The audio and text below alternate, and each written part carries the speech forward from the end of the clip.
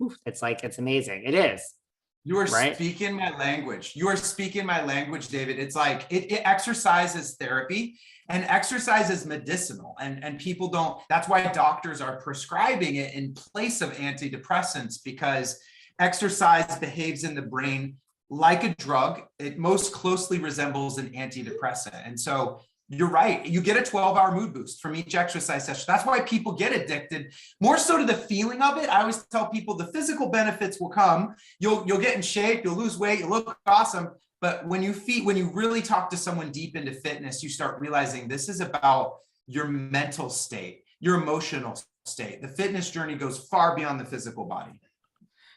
Okay, I agree with that. And I have some things to say about that in a second too. Well, I would also think like with your fitness, like to all those points, like for you, it probably is also like you can control it, right? Like this is a career, like entertainment business, like this road you say you were going down, you realize like I'm going down this wrong road, and this business, you have no control over it. Like to your point, interview for the next job, because when fame is pulled away from you, it's gone, right? Like you have no say over it. It's here and it's gone. And I would imagine with fitness, I mean, you control your own destiny.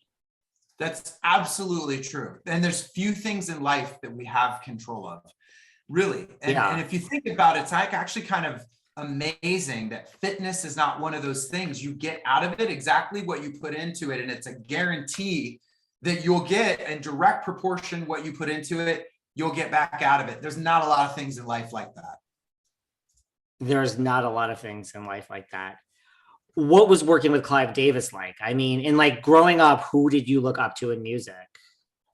That was also a surreal moment in time, because we're being, we're on a private jet being taken to his mansion out in Westchester, and we're doing a private showcase for him and his unbelievable estate with a private movie theater, and he's talking about maybe signing us. And we had, Simon Cowell was in a lot of those original meetings and took the idea of making the band, and then went and did Pop Idol in the UK, and then of course American Idol here. But it was also, his background launching the artists that he has: Whitney Houston, Janis Joplin. I mean, it's a deep roster of people that he's launched. So Yeah. you sort of feel you're in the presence of a legend. You're in the presence of a legend. How was your, like, you mentioned your second reality show, which yes, was on MTV.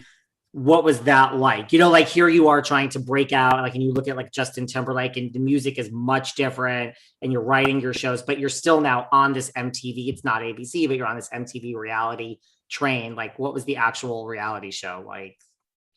Really challenging, to be honest with you, and then that's why I was hesitant to do another one, because as reality TV morphed, it started becoming more, they started figuring out, oh, there's a formula here, and we can manufacture people's responses, and we can push people from behind the scenes. And so people don't realize there's a director on the set directing your quote real life, but they're manipulating it, and they're pushing you and prodding you and making you emotional and causing drama and stress to get it. And so it's like, my girlfriend was pregnant. That's already stressful.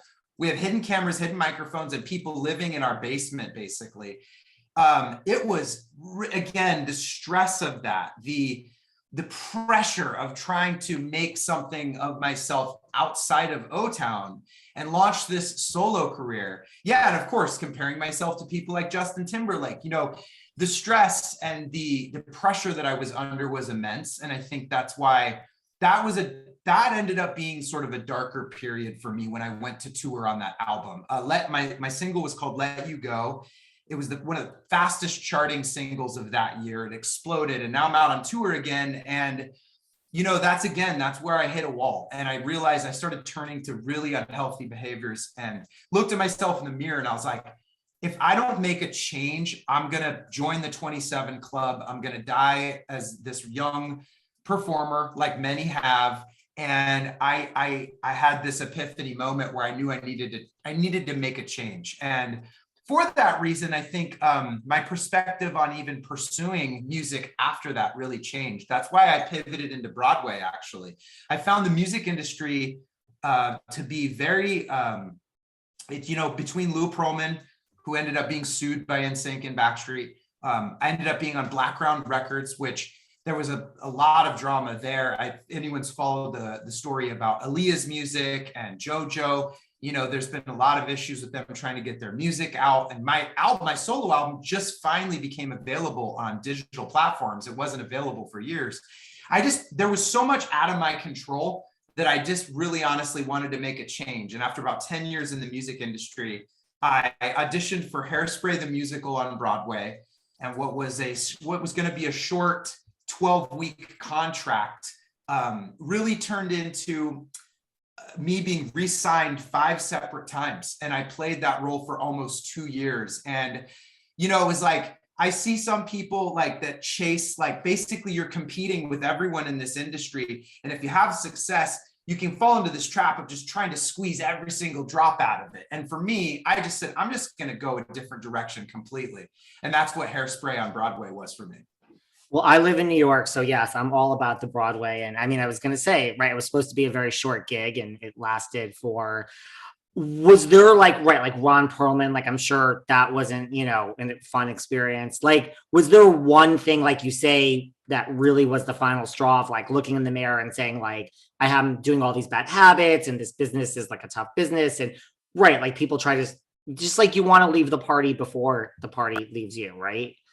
Yeah, it was actually, my album was called Soundtrack to Your Life.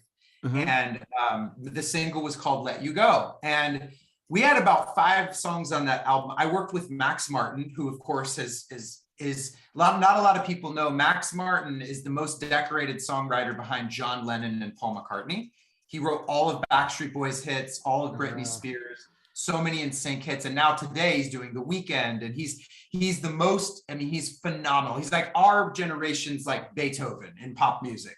And we had a single that I called I'm Better, and the label did not want to release it. And we were fighting with the label over what to release next as the single. And they wanted to go with a really slow ballad. And Larry Rudolph, my manager at the time, we both agreed it should be this song called I'm Better. And we were fighting with the label. And again, you just get in these situations where you realize you don't have control. You put 3 or 4 years of your life into an album.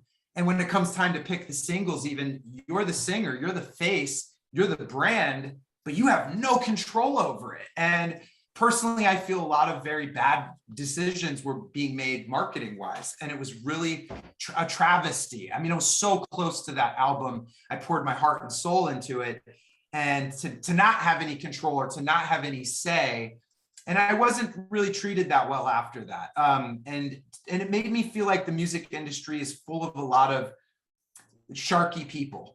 To be honest, completely honest with you, between Lou Pearlman died in jail. I mean, he was a con man and a criminal. And that was my first experience with O-Town. And now I'm on the second chapter of my solo career, realizing I have no control over this, even though I've poured 3-4 years of my life into it.